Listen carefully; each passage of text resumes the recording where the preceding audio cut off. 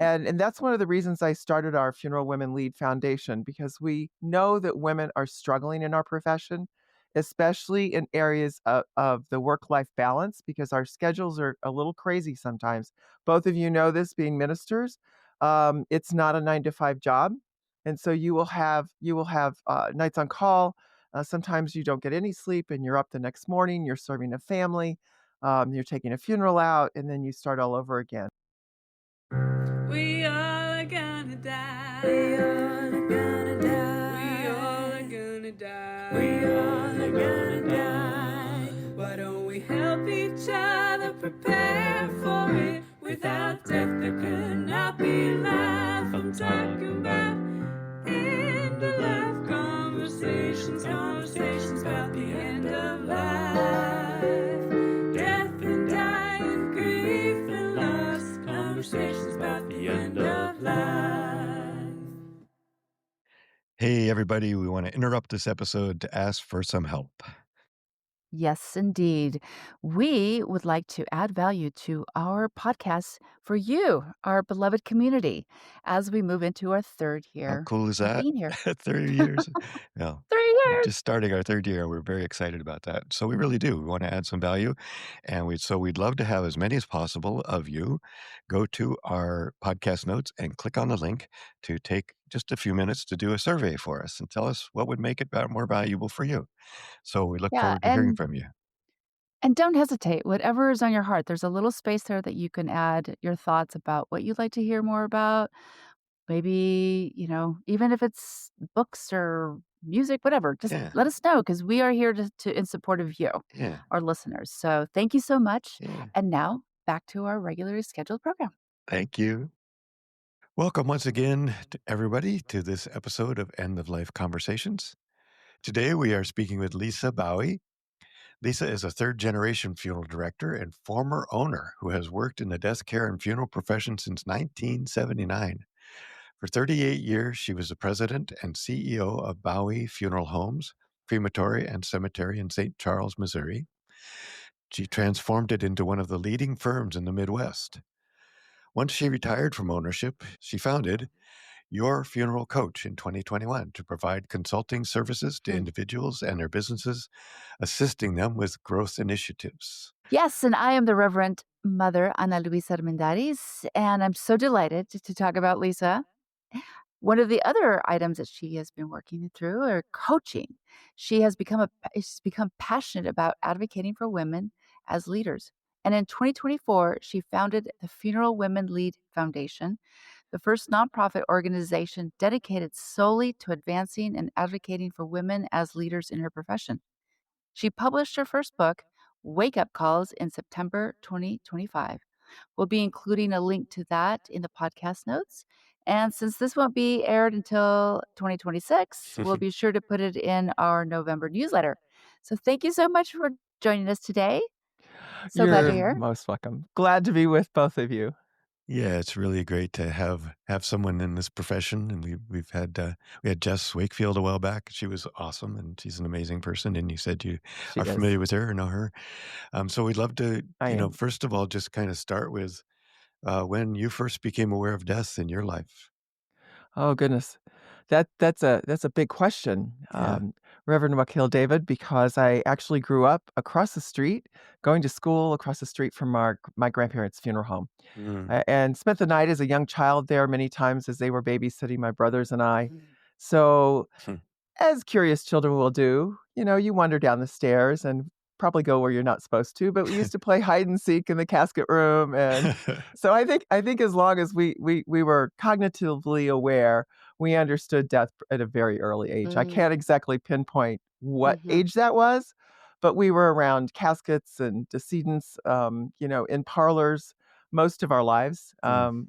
Yeah. growing up, yeah, right there in the funeral home with our grandparents, so Yeah, I love that. that's kind of a unique life, right? To grow up it in is. with that all around you. That's beautiful. It is. My dad is as well. I mean, they moved over to St. Charles when he was about 2 years old, and they started their very first funeral home, Mm. and Daddy used to tell me stories about how, they got the first air conditioning unit in the entire community, and he was so upset that my grandfather put it downstairs with the bodies and the caskets, and they had to sleep upstairs in this two-story home, which was converted, and how hot it was. So he and his brother and little sister would take their blankets and their pillows, and they'd bring them downstairs, and they'd sleep outside the parlors, That's great. with all the smell of the flowers and everything else, and Yeah. because it was cooler down there. So we all just grew up with death being kind of very normal, Yeah, Right, and yeah. in our right. family because That's we were wonderful. just around it. Yeah, all the time. Yeah.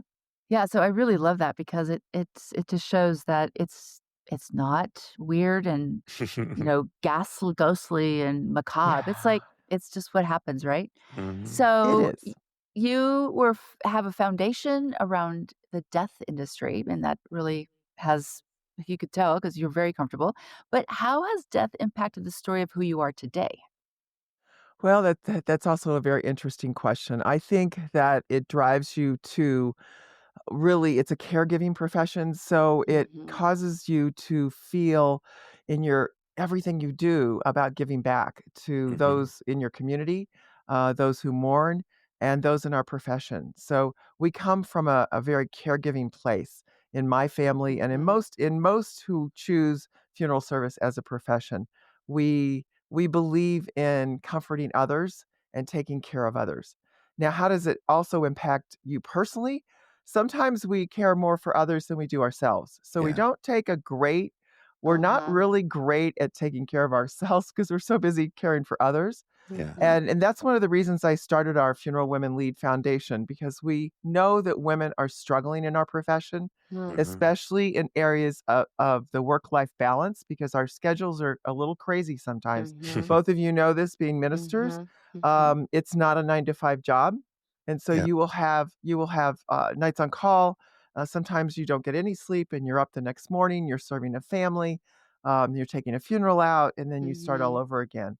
And so you could mhm. go for, anywhere from 5 to 7 nights where you just don't get a whole lot of sleep. Yeah, And that's one of the reasons we started the foundation. In fact, we have our very first wellness programs coming. Huh, It'll be gone by the time this podcast comes out, but it's this coming November. We'll have one mhm. every year for women in the profession to learn how to mm, better take care of themselves hmm, in That's areas great. of physical, mental, and professional wellness as huh, well Great, as they grow yeah. themselves as hmm. leaders. Well, Might I we're Yeah. add spiritual care too? As yeah, a Yes, spiritual did I care. not spiritual director, say spiritual? There's Yeah, no. spiritual in there. There's yeah. spiritual, physical, Mhm. emotional, mental, Mhm. Yes. and professional. Thank you, there's 4. You're Yeah. Yeah, absolutely right. yeah, We are yeah. gonna talk about the spiritual side. Mhm. Not everyone comes from a strong faith-based Yeah, background, yeah. but they still many of these young women coming into our profession have a lot of spirituality, and we That's wanna right. Mhm. help them find that as a way to ground themselves, Mhm. especially as they struggle with the stressors that are Uh-huh. Yeah, yeah. abundant, in our Uh-huh. profession Uh-huh. as I've Yeah. just shared. Yeah. So, There's yeah. so that's so important, and Mhm. we, as interfaith ministers, we also call ourselves interfaith or no faith count companions. That we work with Right. people Mhm. because people, whatever they find divine, whether it's the woods or the, physics or stars or whatever, it's That's all the right. same thing, and we're all talking about the Mhm. same thing, and we all have that inside of us in one way or the other. And tell us more about your own work, what you're doing, this new project of working with. You have your own podcast, you said, for women I and I a do, I do. So, actually, Funeral Women Lead, the foundation, okay. we started a podcast with, 3 other women, 2 of them are on our board, and another woman who's, soon to become, in the next couple of years, the very first, woman president of the National Funeral Directors Association, which is the Hmm. largest international organization Mm, serving our profession in the world. And so the 4 of us, came up with this great name. Well, actually, it was one of the girls who said, "Hey, how about 4 women in a funeral?" And all of us being funeral directors were like, "Yeah, that would be great." That's So, awesome. yeah, I so we love talk that. about everything women, everything funeral service, just basically a Huh. lot about our own personal stories. At yeah. the Mhm. same time, we share, I think, the wisdom of the ages in some respects because all 4 of us have different backgrounds and stories. Some are very similar, where we lost our parents at very young ages. I Mm, lost my father he was 53, I was 30 when mm. I took over the family business.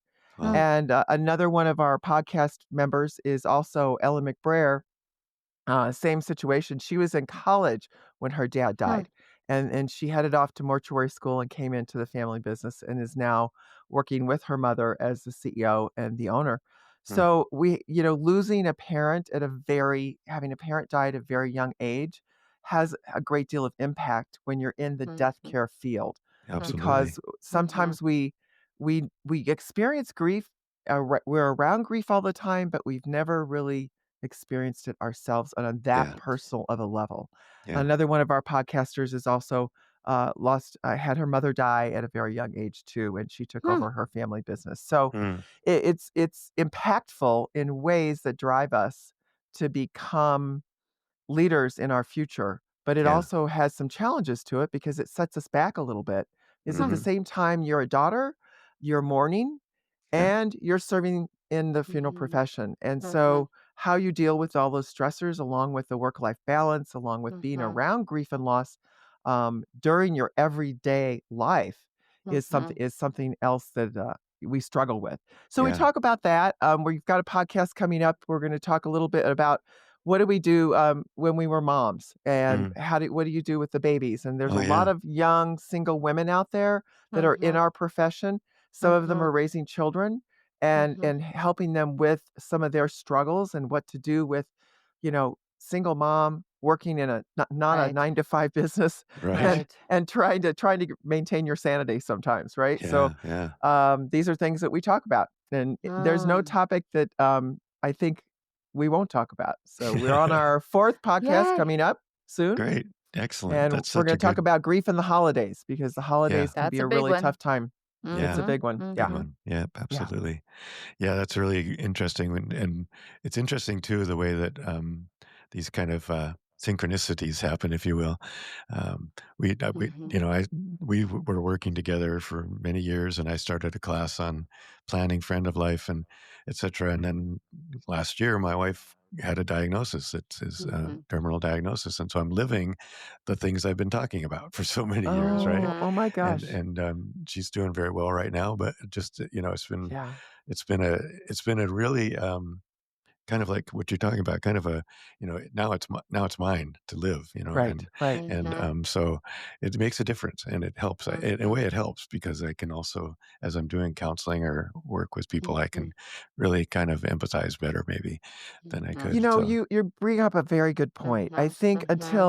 I was a young funeral director, and I had, a grandparent or 2 die hmm during those early years, before my dad died, and I had been licensed for 8 years, and until I actually experienced, I think, a really difficult death, Reverend Wakil David, I did not understand, I think, some of the real pain that you go through yeah, during Mhm. times of grief and loss and mourning, Mhm. and why Mhm. it's so important that we go through those processes of having the mourning, um, and having a funeral and having a life-honoring event that yeah, Mhm. helps us heal. And that's Mhm. one of the things I think funeral service is struggling with right now with families who are pushing away from death, not hmm Right. necessarily, the death itself, but because they're hurting so much, they yeah, don't understand that the part of learning to mourn correctly is spending time with the decedents after they Mhm. die, Mhm. being there, having a service or a ceremony of some sort Mhm. that Mhm. helps them in the healing Mhm. process. And hmm and so when you go through what you're going through right now, and I'm so sorry because I know it's difficult. Had my mother die at a very, I thought a young age. She was 72, hmm and she was unfortunately a lifetime smoker, and it just her way of death and under hospice care was so hard yeah, to watch her go through that, and you as well because you pre-mourn. You start hmm pre-mourning yeah, that death, Mhm. absolutely. which can also challenge you, hmm especially at the same time you're over here serving Mhm. families and you're yeah, caring for families. But you do start to empathize even more once I yeah, think Mhm. you Mhm. walk in those shoes. yeah, yeah, Yeah, Absolutely. yeah, yeah. yeah. Yeah. Did you wanna say anything else, Wakil? Just the other piece of that, I think, is really kind of become. I mean, our mission to begin with was to destigmatize this conversation, right? But we're Mhm. Mhm, also mhm. learning about through these things. the stigma that's around the idea of grief, or as you're talking about, around the idea of mourning or, ritual, the idea of hospice, even, the idea Yeah. if you go into hospice, you're giving up. Right. Or if you, this whole way of speaking about cancer is like, you've lost if, you failed if you don't you win the fight against cancer. We just really want to change that dialogue. So that's really kind of part of all of our work, I think, is to just make sure people are comfortable and understand that you can get wonderful care in hospice. You should do it as soon as possible, Oh, you and you can, can, and, yeah, oh, the yeah, hospice chaplains are amazing, the nurses are amazing. yeah, yeah, One of my closest angels. friends, they are angels, owns her own hospice company, back in Missouri, and she and I kinda grew up together, both her doing the home health care and hospice Hmm. side, and, my mom was her very first patient when she Wow. started her non-for-profit Hmm. hospice. I learned so much about the hospice care during that time. Mhm. And, I'd be on the phone with her every other day going, "Is this Mhm. normal? Is this Mhm. right? I need you to go Mhm. talk to my mom because she's not listening to me." Hmm. And I can't tell you the care that we received, how much that meant. Yeah, it's I so would incredible. highly embrace anyone, who is facing this to, consider hospice as soon as That's they right. can. I Yeah, totally agree. Yes. yeah, Totally yeah, agree. yeah, Yeah. very And important. also, I'm gonna put a little plug in for funeral service. Consider pre-planning. Yeah. And the reason I wanna say that is because I know how valuable it was.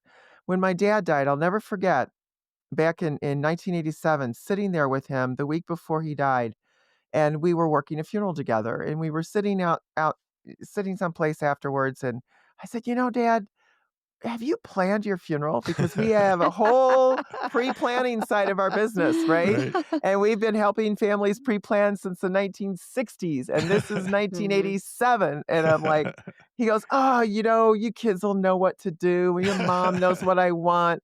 And I'm like, "Really? Are you kidding me, Dad? We're funeral directors. We help families pre-plan. Mhm. We believe in the value of it, and Mhm. yet you're telling us we'll know what to do." He Mhm, goes, "When mhm, you get mhm. back from this trip, we're gonna sit down and plan your funeral." Well, he didn't get back. Mm. Oh, It was that wow. trip when he died. Oh my. Mhm. So, Hmm. so he's in Nashville, Tennessee, and it's in my book, Wake Up Calls. I just show a little picture because I love my cover. This is me sitting on an oak underneath an oak tree at our cemetery, Mhm, overlooking the lake, right? So this is where I go for peace and quiet and places to Mm. contemplate. mhm. But it seriously was a shock. Dad Yeah, dies Mhm. very young at a heart attack, not knowing he was gonna, go. And so what Mhm. do? So you try to figure it out on the fly. Now here we are. Mhm. I'm a funeral director. My mom is licensed but Mhm. never worked in it. My brother is a funeral director. My husband is a funeral director. We're all sitting around going, we don't know what to do. Wow. yeah, So that's yeah, not a good place to Wow. be. yeah, I would like to encourage people though to get their family involved because sometimes we say absolutely. things like, "Oh, I don't want a funeral. Just Mhm. cremate me or scatter Mhm. me Mhm. or bury me." But it's the funeral process itself. Yeah, You Mhm. both have been in Mhm. the church Mhm. setting. It's the mhm, ceremony that gives you the Mhm. healing. It helps you yep, start Mhm. off on the right foot. Dr. yep, Mhm. Alan Wolfelt, who's a world-renowned thanatologist, is one of my good friends, and if you haven't read any of his books, they're just amazing. But he talks about the value of mourning, and he mhm, also discusses why mourning is helpful, not Mhm. hurtful, yep, and Mhm. how it helps you heal.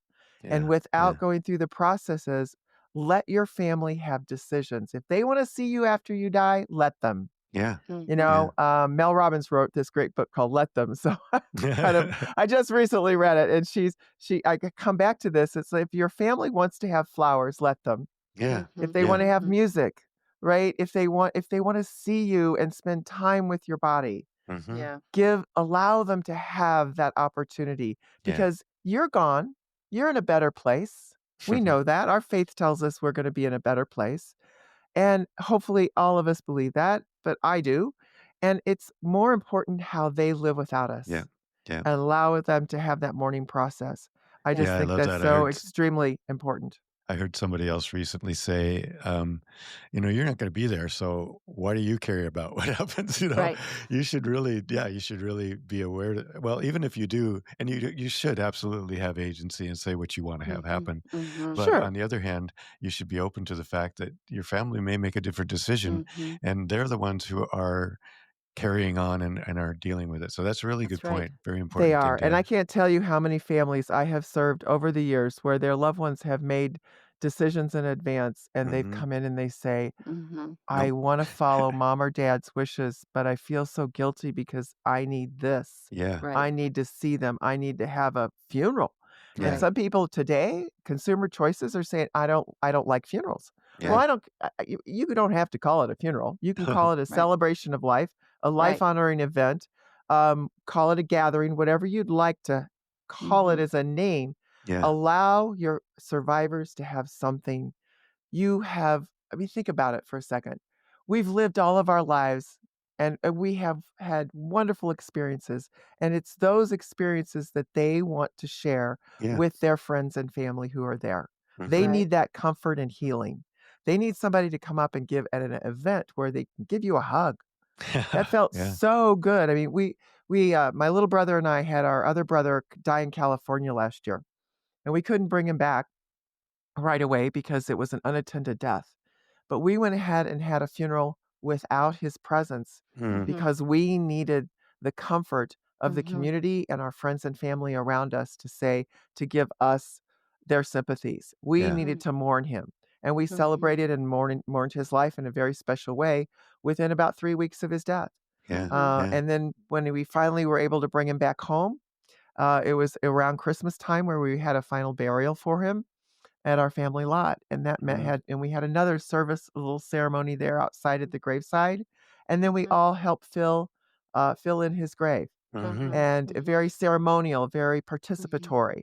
Yeah. Mhm. Those are Yeah. the kind of things that your family, your survivors will need to have. Yep. Exactly. Yeah. So I'm gonna jump in because, whew, Whew! I'm gonna jump in. There's a lot of things I wanna go back to, though. So Yes. one is that our listeners are multi-faith, so Yay. I want to just That's good. acknowledge that, some folks don't have an idea of what happens after their loved one dies and will be supported through their grief process regardless of Yeah. faith.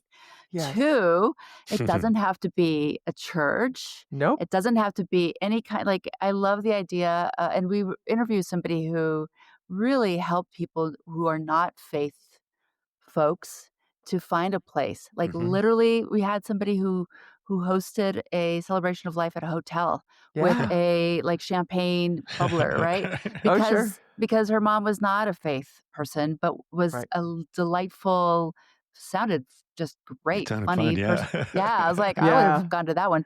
So, just to encourage people, like, we can plan, and mom and dad may say what they want, and you could do what they want, and then, time later, go find, a really wonderful and safe place Mhm. Right. to Right. do all the things that are important to you. Also, the pre-planning piece, I know that Yes. pre-planning, I mean, Wakil and I do a lot of the advanced care directive planning and try to get people to make the choices ahead of time. Mhm. And, it is kind of a thing right now that people are wanting to be, like, prepay, and so, Mm. it's not, I wanna say some families can't do that, and some Right. families don't trust that process because Yeah. they've been Totally harmed. understand. I totally So, understand. but you can still write it down, and Yeah. it's not that you have to Exactly. ignore it. So, that's what I wanna just, like, Exactly. also throw out to the listeners. There's so many options out there. You're absolutely right, Annalouiza. You do not have to prepay. Mhm. You can just write it down. Almost every funeral home organization is going to have our company in the death care field will have some kind of booklet or something to help guide Mhm. you. Mhm. Right. There's lots of Mhm. guidance out there if you choose to go online and find it. But I do encourage everyone to just write their wishes down. It's kind of Yeah. funny. My brother was not religious at all. He was in his early years, but not faith based. So his celebration of life was not faith based. It was very spiritual. He motorcycled and biked all through the mountains of California and other close states, and he was very much of an outdoors guy. And Mhm. so we celebrated that, and we had his Mhm. motorcycle helmet there and his bicycle helmet, and we had all kinds of cool things about Mark. And every one of our songs were very uh, rock and roll and, fun. They were just Yeah. all about Mark, Yeah. and it had to be because it was about his life we were Mhm. honoring. Yeah. Yeah. And the things we did were non-traditional, because Mhm. that's who he That's who was. he was. Yeah. And exactly. So you find your place of who you are and have that Mhm. expressed Yeah. and That's right. share. I can't encourage people more to just share their stories and their memories of Yeah. Mhm. growing up and their childhood because your children, um, I've heard my kids talk sometimes, "Oh yeah, mom, it was like this and it was like that." I said, "No, no, no, it wasn't." And it says, "It was like this." And so, telling people your story, your life story and writing it down, I would encourage people to do that. I Yeah. think that That's would right. be a That's wonderful also, gift to give to your family. yeah. Yeah. Yep. They, Yep. yeah. So, Definitely. what are the biggest challenges that you find in your profession? Mm. Well, as an owner, part of our biggest challenge was to really find great people who are passionate about what we do and to train them Hmm. well. Hmm. Um, it is not a profession for everyone, but it can be a wonderful profession for those who truly want to give back to Mhm. families that are hurting. And so finding those people was kind of a challenge and retaining them, especially the next generation coming up. They're searching for their place Mhm. in the world, and they haven't Mhm. quite found it yet. So because they have been touched by death, especially during the pandemic, we're seeing a large influx of young people coming into our That's profession. right. That's right. Yay! They yes, I know, we're super excited Hmm. about it. However, they have some different needs. They're Mhm. not the same as baby boomers, who have this work ethic of not 9 to 5, and we are, we'll work 40 hours plus 40 hours a week sometimes, Mhm. Yeah. not good for our health, by the way. Mhm. And they're asking for different scheduling changes. They're asking Mhm. for a different culture and environment in the workplace, which Mhm. our current employers are struggling sometimes to change and adapt to Mhm. because we are a 24/7 business. You have to learn to be flexible with your shifts and your Mhm. schedules. So that's Mhm. been a big challenge in the profession overall, as well as changing consumer preferences with families who are doing exactly what we just talked about, sometimes not believing that there needs to be a service or a ceremony or some kind of celebration of life. And so because of that, we have these all these great caregivers in our profession who want to give back and want to help people, but people don't necessarily see value in what we do. Yeah. And so Yeah. that has been one of our biggest challenges. And I think Hmm. adaptation. The world is changing so quickly. Yeah. Mhm. Mhm. Everything during the pandemic caused us to move towards things like live streaming, Hmm. Mhm. and to change how we do business.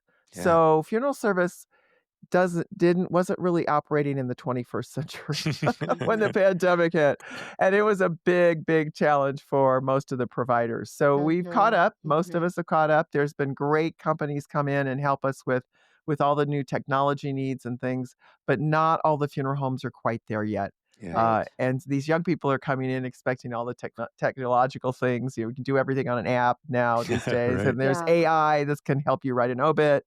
And so adapting to the change and the challenges of what's just going on in the world, I think has Mhm. been a struggle. But Yeah. these Right. young people coming in are awesome, and we want to help them find their home and find their place in our profession. And that's That's one of the so things Wonderful. great. we're doing at Funeral Women Lead because over 75% of the women graduating over all the women graduating in mortuary schools today, 75% are women Hmm. according to the American Board of Funeral Service Education in Yeah. 24. Yeah. So we think that number is going to continue to grow. Yeah, we've been Mhm. And seeing that, and we've been seeing a lot Yeah. more death doulas, and Yep. yes, when we talked yes, And about planning and walking you through this whole yeah. process, death doulas have yes, been really a big part of the kind of the growing new group of people that can help out with this and Yeah. work together with funeral homes and stuff. So And it's right. really wonderful. Go and not ahead. only that, but culturally diverse too. Hmm. We interviewed somebody Yes. who was like, "We're brown and we're queer." Like, move Yeah. out of the way. Yeah. Yeah. Right. And the cool thing about women in our profession is I go to these different conferences and I meet with a lot of the new young people in the profession, like Jess Wakefield that you've had on Hmm. your podcast. They are so open to anyone. I Yeah. mean, Mhm. women seem to, not that the guys aren't great, but they try.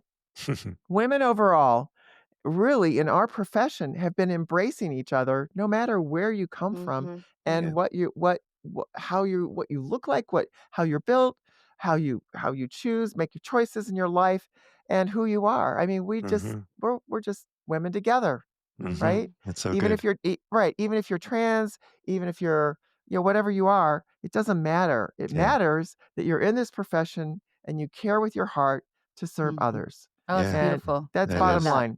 Bottom Yeah. line. That's a great quote right there. Right there, right? Yeah. Yeah, exactly. Right.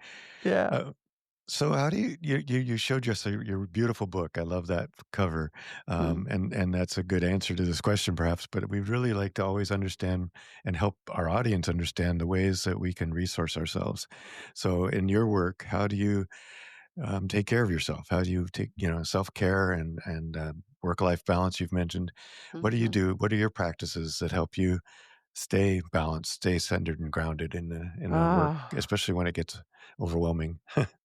Good question, good question. This last year forming this new organization and the foundation at the same time my book launched, was probably, not the best idea to do all at the same time. Right. Um, my husband and I live on this beautiful little ranch in Colorado where, we have some horses and some beautiful views, and I just get back out in nature. Mhm. One of Mhm. my balances is I have to get my hands in the dirt. Yep. I not pardon the pun because I owned a cemetery too, but Right. I love gardening Mm. and I just love wildlife. So I like to get out and do time in the great outdoors. That's really Yeah. important Mhm. to me. I also have some horses, and I've been a horse girl since I was very young. There's a little story in my book, Wake Hmm. Up Calls, about the Shetland ponies and my Hmm. grandfather. His vacation home was on the farm, a little Mm. farm that he bought because he grew up on a farm. And then they had to move to St. Louis during the Depression because they lost everything and he wanted to go back to a farm for his vacation home. Mm. So Mm. he bought some acreage with a working farm, and he would just go get his hands in the dirt and Hmm. get dirty, and he taught his oldest granddaughter how to do the same thing. So I was Yeah. out working in the garden with grandma, growing things, and then we had ponies to break, we had cows to milk, we had pigs to feed, we had oh gosh. Eggs to fetch from the chicken coop. And so I kind of grew up the old fashioned way in learning how a working farm really operates, and that's where you Mhm. Uh-huh. get your food and your nutrition from. Yeah. And you That get your also hands dirty teaches too. yeah, that also teaches us about death as well because Mhm. It does. you have to harvest those animals and those plants You for that do. matter. And Absolutely, you yeah, do. yeah. Yeah. Yep. So Yeah. that's You another do. good teacher for Right. folks. Exactly. Yeah. Yeah. So we like to finish up our conversation with offering you an opportunity to to say what we might have wanted to ask you. Yeah, What could Ah, we what have didn't asked we you? ask you? Yeah, What that didn't we what would ask be didn't you? you ask? Well, oh gosh, there's well, it's all in the book if you want to learn anything about my life and what I believe in and how a funeral home company needs to run and take care of Mhm. their employees. Um, I think that my biggest wake up call was when I realized I wasn't a good boss. Mm. I wasn't a good leader. I mean, I Huh. grew up in a very German family with a good work ethic, but I didn't know how to manage people. Mm. And one of the things I would encourage any young person who's considering this profession is when you go off to get additional learning, learn leadership, learn how to manage others, learn how Huh. to care for others Yeah. in your company and be a good team member because this Mhm. is a very stressful job we're in. It's a very Mhm. stressful profession and it can take a lot out of you. But when you have a good team that you are developing and caring for, recognize that they're mourning and grieving and struggling as well, Yeah. Mhm. and be a better caregiver of your employees. Mhm. Yeah. So And important. this is something I didn't know how to do when my dad died. My dad was a wonderful caregiver, by the way. Everyone loved him, but I didn't have the skill set. I didn't Mhm. Mhm. understand leadership. And until that came in my life through a lot of mistakes and a lot of wake up calls, I really didn't know how to treat our staff as well as I was caring for the families we served Yeah. Huh. Yeah. because I That's thought really our good. role was really to care for the families. And I needed to take that same level of care and learn how to give it back to my staff. Mhm. Mhm. And Mhm. so that was not a great time in my life when I realized, I mean, I got coached. I went out and found a coach Mhm. Mhm. and a business coach, and I said, you know, our culture is not great. Something's happening here. really it needs fixing, and I think I'm the problem. And so Yeah. Sure. recognizing that you're the problem, I think Yeah. is Yeah. something that, is very eye-opening for all of us. So, Yeah. That's a good yeah, discernment. And I think yeah, probably applies to anybody anywhere, whether Yeah, or I was not gonna they're say leaders, you just, neighbors and yeah, just being compassionate with each other and caring for each other and, knowing that we're all going Mhm. through stuff all the time. So that's that's great, right. Right. great advice. Thank you so much for Yeah. sharing that with You're with so us. welcome. We love to have a poem read at the end. And Lisa, you brought us a poem. Would you like to go ahead and read that for us? I did bring you a poem. It's from chapter 10, page 159 of my book, Wake Up Calls. And Beautiful. I took the poem off of Kent Keith's poem called Do It Anyway, and a very similar poem written by Mother Teresa. So I wrote it for those in funeral service and death care that are struggling in their own leadership and sometimes in Hmm. their own personal life. Yeah. It's a few words to help them remain strong and find their grit. If you are faced with self doubt and you want to quit, lift yourself up anyway. If you are struggling with your education and you feel way behind, continue to learn anyway. If you want to defend yourself and your heart has been hurt, remain strong and open your heart anyway. Mm. If you want to succeed and you need real support, seek help anyway. If you seek to become a leader but feel you have nowhere to turn, seek others to teach you and become a leader anyway. If you feel your voice has been silenced and you have something to say, speak up anyway. If you are not sure whether you will ever reach your dream, keep reaching for it anyway. Beautiful, beautiful. Yeah, keep reaching for it anyway. That's Yeah, such a great message and so important, especially for all of us doing this work and all the work that indeed. needs to be done these days. So, yeah. Well, it's really been a wonderful opportunity and really appreciate you and all you're doing. It's such incredible good work. And for now, we'll say goodbye and thank you again for joining us today. It's a pleasure to meet you both, Yeah. and thank Likewise, you to thank you your so much. listeners as well. And Yeah. if I can ever be support to anyone that's looking to get into the profession, please don't hesitate to email me at lisa@funeralwomenlead.org. Yep. And we're That'll all be happy in to our help notes you. as well. Yeah, happy to help them. All right. Okay. Thank you so Take much. care. Take care. Uh-huh. Bye bye. Bye-bye. Thank you for joining us today. Please stick around after the credits for our afterthoughts, and it helps our numbers if you stay until the end. We want to thank my children, Nate, Vivian, Nina, and her fiance Asher, for the excellent opening song, and a special thanks to our awesome editor, Sam Zemke, who is also a guest on our podcast. You can listen to him on Season 4, Episode 5. Also, thank you to Charles Heaston, the composer of the original music you are listening to now. And of course, thanks to you, our audience, and all of our amazing guests. Please come back next week for another great episode. Share this with your friends, family, and community. We hope you will subscribe and follow us on YouTube, Facebook, Instagram, Blue Sky, and Substack. Each guest's additional information will be found in the podcast notes. And of course, if you have a good end-of-life story to share, please reach out. We are always eager to hear from you. So Wow. interesting and such a needed. I mean, we need support for all types of folk, men Yeah. and women. Like, Yeah. let's be Yeah. clear. Yeah. But I really appreciate that she's working towards finding spaces, safe spaces for women who are in this profession. Like, I Yeah. think that's so So cool. valuable. Yeah. Mhm. Jess Wakefield, again, the same kind of really Mhm. emphasis on how important it is. And it is a wonderful new statistic that we've heard several times now that Mhm. 75% of people coming out of the Mortuary mortuary school. schools are women. And so, and Mhm. the death doulas, as we've also noticed, mostly women. So having the women be, I mean, having women being in charge in general. Yeah, I heard that this morning. The elders talked about the women need to be there. Yeah, yeah, it's so important and so needed right now. And Mhm. finding the feminine, whatever that is, in for us is masculine as well, but just finding the feminine energy just in the world, and Touch. because Yeah. there certainly are women who are in charge that are demonstrating masculinity in a toxic way still, That's right. which isn't that's not the answer. It's that feminine energy, that the Mm, moon energy, the caring and compassion energy that we all are in mhm, such need of right now. So, mhm. yeah. Yeah, so delighted to meet another wonderful human being. Yeah. Amen. Hallelujah. Okay, good to see you. See you all next time. We have much more excellent programs coming, Yes, so definitely tune join in. us, hang out. Yeah. All right. Adios. Adios.